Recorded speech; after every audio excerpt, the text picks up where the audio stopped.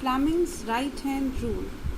Dear students, in our previous video we have studied that the direction of induced current can be found out by using Lenz's law, according to which the current will be induced in a direction which opposes its cause. Okay, so according to Lenz's law, current will always induce in a direction which opposes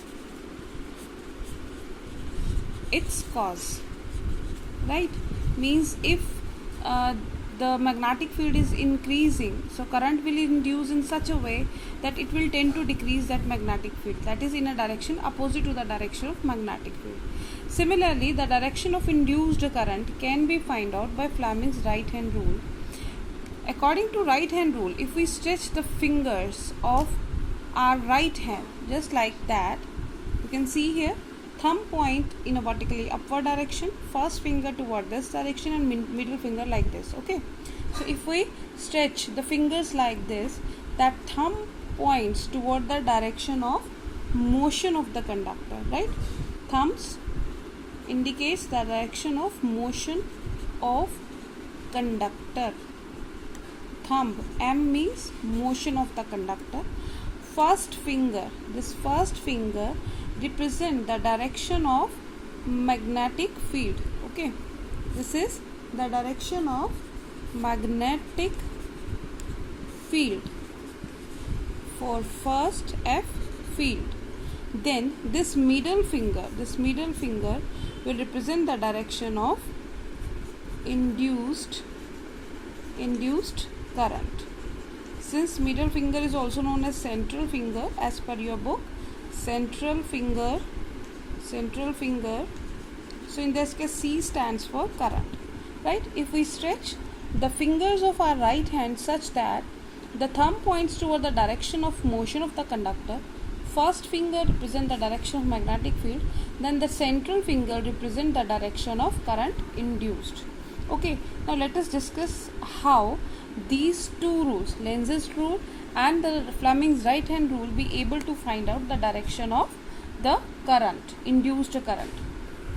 To understand this, let us consider a uniform magnetic field perpendicular to the plane of the paper, directed inward as shown.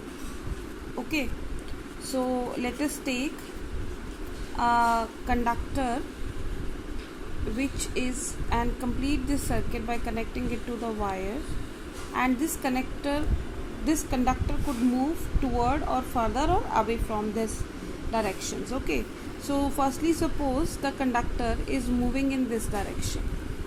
Fine. So firstly, if we apply Lenz's law, according to Lenz's law, suppose let magnetic field, when we are moving the conductor in this direction, okay, in this direction, so area reduces. We know that flux is equal to B A cos theta. So if B increases, flux increases. Similarly, if area increases, phi increases, because area increases means the number of field lines which are passing through that area will increase, so flux increases.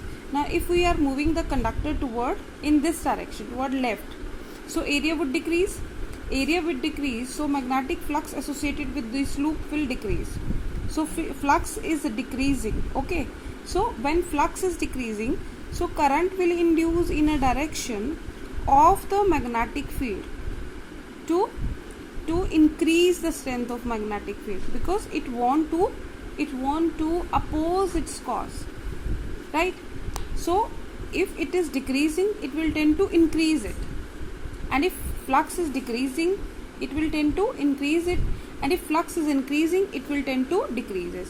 I would write it, if flux is decreasing, current induced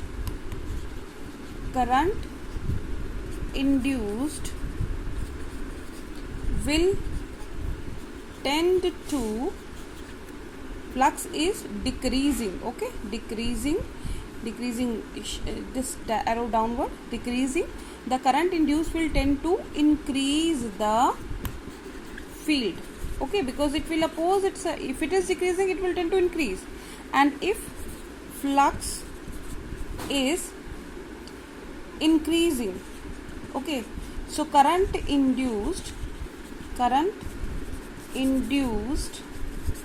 will tend to decrease the field, means it will now act in a direction opposite to the present magnetic field. In this case it will tend to increase. So let's see how. Now in this case, since area is decreasing, magnetic field is downward, so it should increase the magnetic field, means the current should be in a direction so that the appeared magnetic field should be in a direction of this magnetic field. So if we apply right hand rule, so if the current is in this direction, thumb points the direction of magnetic field upward, but in this case the magnetic field is inward. So current should be such that the magnetic field induced should be inward. So for that case the current should be anti-clockwise, okay, so thumb should point downward. So the direction of current should be like this. Similarly, if we apply Fleming's right hand rule, so we stretch the fingers such that thumb points toward the direction of motion of the conductor, first finger points toward the direction of magnetic field, then this finger, central finger, will point toward the direction of induced current. So we'll show the magnetic field. This point toward the magnetic field inward, thumb point toward the direction of motion of conductor, current downward, okay, for the same case the current is downward. So we can prove that by using Fleming right hand rule and Fleming and Lenz's law, we can find out the direction of induced current in a loop.